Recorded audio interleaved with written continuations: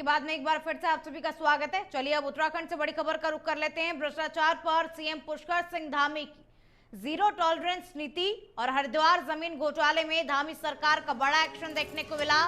2 IAS और एक PCS अफसर को सस्पेंड किया गया है। जीएम, एसडीएम और पूर्व नगर आयुक्त पर गाज गिरी है। 15 करोड़ की जमीन और 54 करोड़ में खरीदने का ये पूरा मामला आपको बता रहे हैं। देखिए, पुष्कर सिंह धामी की सरकार का ये बड़ा एक्शन देखने को मिल रहा है। भ्रष्टाचार पर जीरो टॉलरेंस की नीति के तहत पुष्कर सिंह धामी की सरकार जो है वो कार्य कर रही है। हरिद्वार जमीन घोटाले में धामी सरकार का ये बड़ा एक्शन देखने को मिला।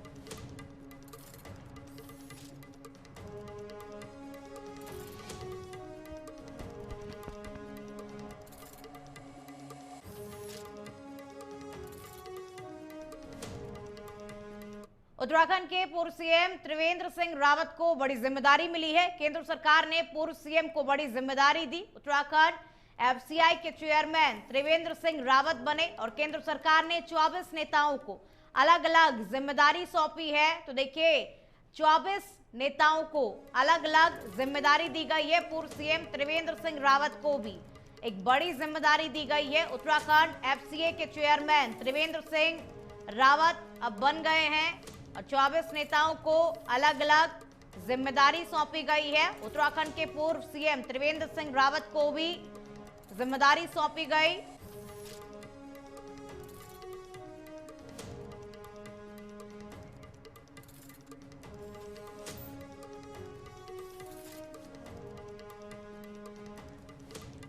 उत्तराखंड की तेज तर्रार आईपीएस अधिकारी रचिता जुआल ने पिछले दिनों अपने पद से इस्तीफा दे दिया था और उनके इस्तीफे के बाद हर तरफ इस बात की चर्चा होने लगी कि आखिर उन्होंने अचानक से इस्तीफा क्यों दे दिया। हालांकि अब आईपीएस रचिता ने खुद सामने आकर के तमाम अटकलों पर विराम लगा दिया है। उन्होंने एक वीडियो जारी कर इस्तीफे के पीछे व्यक्तिगत कारणों का हवाला दिया।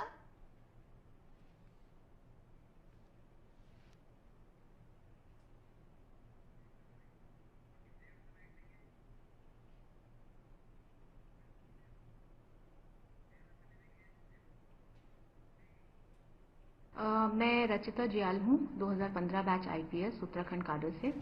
रिसेंटली मैंने अपना रेजिग्नेशन दिया है आफ्टर 10 इयर्स ऑफ सर्विस। ये रेजिग्नेशन जो है मैंने अपने पर्सनल रीजंस की वजह से दिया है। लाइफ में जैसे सबके अपने प्लान्स होते हैं, वैसे मेरे भी कुछ प्लान्स हैं जिनको मैं परस्यू करना चाहती हूँ।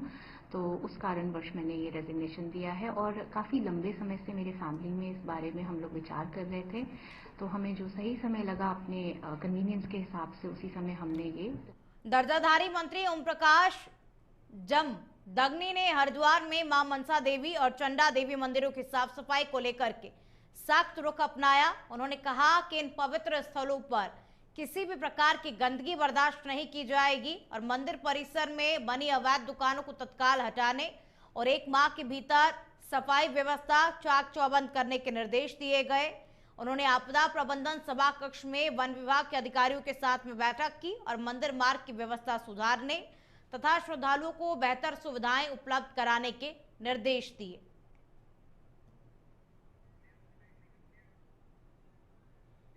आज विभागीय बैठक ली है। इको टूरिज्म के संबंधित अधिकारी और डीएफओ और सभी रेंजर और वन विभाग के सभी बड़े अधिकारी बैठक में उपस्थित थे। मैंने सख्त निर्देश दिए हैं, मनसा देवी और चंडी देवी पर गंदगी बर्दाश्त नहीं होगी। मनसा देवी पर, चंडी देवी पर अवैध दुकानें बिल्कुल बर्दाश्त नहीं होगी। मैंने अधिकारियों को निर्देशित किया है, आप स्वयं जाइए, निरीक्षण करिए, मौके पर जाइए। मुझे जाने की आवश्यकता ना पड़ेगा कि मैं चला गया तो ठीक नहीं रहेगा। आप मनसा देवी के पास हजारों लाखों रोज प्रतिदिन जाते हैं। यदि आप वहाँ की व्यवस्था ठीक नहीं करा सकते हैं तो आप क्या कराएंगे। तो मैंने आज अपनी नाराजगी व्यक्त की है और इनको मैंने 1 सप्ताह का टाइम दिया है। यदि 1 सप्ताह के अंदर ये सब चीज़ें ठीक नहीं होती हैं तो स्वयं मैं निरीक्षण करने जाऊँगा। देखिए, आज जो हमारी ये पहली बैठक की गई थी माननीय उपाध्यक्ष इको टूरिज्म विकास परिषद के उनके द्वारा। और इसमें हरिद्वार जनपद में जो हमारी गतिमान और प्रस्तावित इको टूरिज्म योजनाएं हैं उन पे विस्तृत चर्चा की गई और माननीय जो हमारे उपाध्यक्ष महोदय हैं उनके द्वारा कुछ निर्देश दिए गए हैं कि उनके द्वारा बताया गया है कि हरिद्वार उनकी प्राथमिकताओं में से रहेगा क्योंकि वो खुद हरिद्वार से है। और 2-3 जो हमारे झिलमिल झील और हमारे जो नगर वन की योजना है उनके लिए उनके द्वारा निर्देश दिए गए हैं कि इसको वृहद स्तर की इसकी परियोजना बनाई जाए और इसमें जो भी नगर पंचायत दिनेशपुर कार्यालय से जरूरी दस्तावेज गायब हो जाने से गुस्साए अधिशासी अधिकारी ने पुलिस को तहरीर देकर की कार्रवाई की मांग की है। और आपको बता दें कि 2019-20 में नगर के कूड़ा निस्तारण के लिए नगर पंचायत द्वारा नगर से 3 किलोमीटर दूर एक जगह किराए पर ली थी और भूस्वामी को किराए के तौर पर कई लाख की रकम भी दी गई। और इस मामले को लेकर के नगर निवासी एक व्यक्ति ने कुमाऊं कमिश्नर कार्यालय में शिकायत दर्ज कराई, जिसके बाद वर्तमान अधिशासी अधिकारी दीपक शर्मा ने जब नगर पंचायत में तैनात कर्मचारियों से उक्त मामले की फाइल तलाब की तो पता चला कि फाइल गायब है। और जिसके बाद से अधिशासी अधिकारी ने दिनेशपुर थाने में अज्ञात के खिलाफ में तहरीर देकर के कार्रवाई की मांग की है।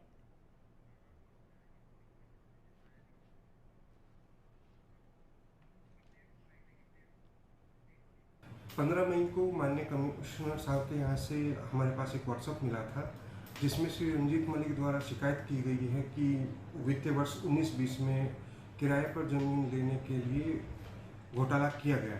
इस तरह की शिकायत की गई थी जिसको लिए कमिश्नर साहब ने सुनवाई के लिए हमें 17 तारीख को बुलाया गया था। मेरे द्वारा उक्त फाइल को संज्ञान के लिए कर्मचारियों से फाइल को मांगा गया तो उनके द्वारा अवगत कराया गया कि फाइल कार्यालय में मिशी। बुलेटिन में फिलहाल के लिए इतना ही। दीजिए मुझे इजाजत, कल फिर होगी मुलाकात। तब तक के लिए आप देखते रहिए नेशन 27। नमस्कार, वंदे भारत।